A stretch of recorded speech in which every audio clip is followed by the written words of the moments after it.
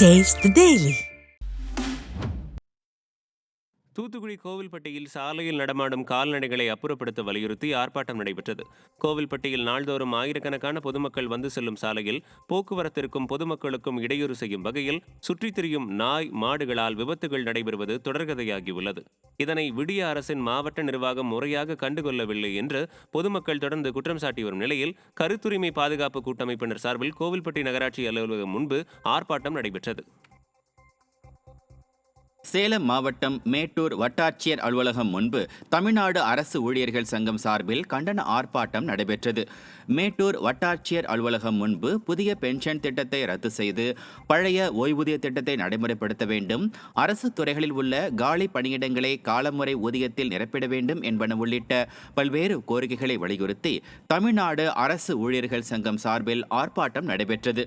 ஆர்ப்பாட்டத்தில் அரசு ஊழியர்கள் விடியா அரசுக்கு எதிராக கண்டன கோஷங்களை எழுப்பினர். விடியா திமுக அரசு ஊழியர்களை வஞ்சித்து வருவதாக குற்றச்சாட்டு எழுந்துள்ளது.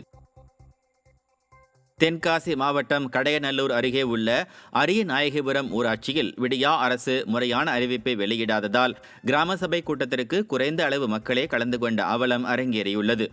கூட்டத்திற்கு வந்திருந்த மக்கள் தங்கள் பகுதியில் தண்ணீர் பற்றாக்குறை நிலவுவதாகவும் இதுகுறித்து பலமுறை புகார் அளித்தும் நடவடிக்கை இல்லை எனவும் குற்றம் சாட்டினர். மேலும் கூரை வீட்டில் வசிப்பவர்களுக்கு வீடு கட்டித்தரும்படியும் கோரிக்கை மனு அளித்தனர்.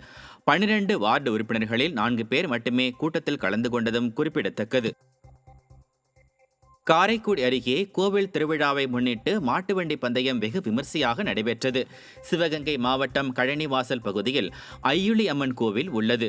இந்த கோவில் திருவிழாவை முன்னிட்டு நடத்தப்பட்ட மாட்டுவண்டி பந்தயத்தில் சுற்று வட்டார பகுதிகளைச் சேர்ந்த ஏராளமானோர் தங்களது மாடுகளுடன் கலந்து கொண்டனர். போட்டியின் இறுதியில் முதல் 4 இடங்களை பிடித்த மாட்டுவண்டியின் உரிமையாளர்களுக்கு ரொக்க பரிசுகள் வழங்கப்பட்டன. காளையார்கோவில் ஊராட்சி ஒன்றிய பகுதியில் கிடப்பில் போடப்பட்ட குடிநீர் சுத்திகரிப்பு நிலையம் அமைக்கும் பணியை விரைந்து முடிக்க வேண்டும் என அப்பகுதி மக்கள் கோரிக்கை விடுத்துள்ளனர். சிவகங்கை மாவட்டம் காளையார்கோவில் ஊராட்சி ஒன்றியம் கௌரிப்பட்டி கிராமத்தில் தூய்மையான குடிநீர் வழங்குவதற்காக 8 லட்சம் ரூபாய் செலவில் குடிநீர் சுத்திகரிப்பு நிலையம் அமைக்கும் பணி 2 ஆண்டுகளுக்கு முன்னர் துவங்கப்பட்டது.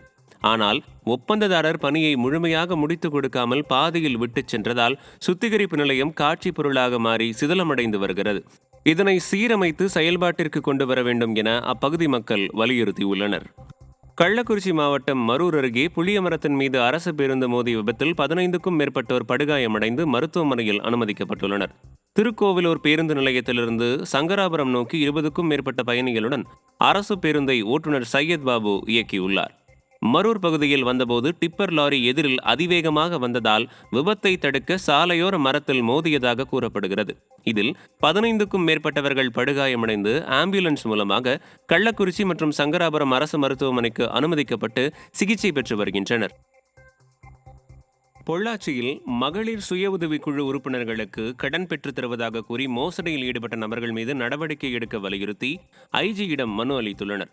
கோவை மாவட்டம் பொள்ளாச்சி பகுதியில் மகளிர் சுய உதவிக்குழு உறுப்பினர்களுக்கு கடன் பெற்றுத் தருவதாக கூறி மோசடி செய்த ரம்யா மற்றும் அவரின் தந்தை பூமிநாதன், தாய் பரிமளா ஆகியோர் மீது நடவடிக்கை எடுக்கும்படி பாதிக்கப்பட்ட பெண்கள் கோவை மேற்கு மண்டல ஐஜி அலுவலகத்தில் மனு அளித்தனர். கடன் தொகையை திருப்பி செலுத்திய பின்னரும் தாங்கள் அளித்த காசோலையை, கடன் பத்திரம் உள்ளிட்டவைகளை வழங்காமல் கொலை மிரட்டல் விடுப்பதாகவும் அவர்கள் குற்றம் சாட்டினர். ராமநாதபுரம் மாவட்டம் வண்ணாங்குண்டு அரசு மேல்நிலைப் பள்ளியில் பயிலும் மாணவர்கள் பேருந்து வசதி இல்லாததால் 2 கிலோமீட்டர் தூரம் நடந்து பள்ளிக்கு சென்று வருவதாக ஆட்சியரிடம் புகார் தெரிவித்துள்ளனர். திருப்புல்லானி அருகே உள்ள மேதலோடை, காடுகாவல்காரன் வலசை, மாரி வலசை உள்ளிட்ட 11 கிராமங்களைச் சேர்ந்த மாணவர்கள் அருகில் உள்ள வண்ணாங்குண்டு அரசு மேல்நிலைப் பள்ளியில் பயின்று வருகின்றனர். இவர்கள் பள்ளிக்கு சென்று வருவதற்கு மேதலோடை வரை பேருந்து வசதியை நீட்டித்து தரும்படி மாணவ மாணவியர் கோரிக்கை விடுத்துள்ளனர்.